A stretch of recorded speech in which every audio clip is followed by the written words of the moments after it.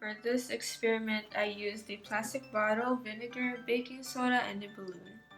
I put some vinegar inside the plastic bottle and I put some baking soda into the balloon. Then I placed the balloon over the bottle and allowed the baking soda to drop into the vinegar.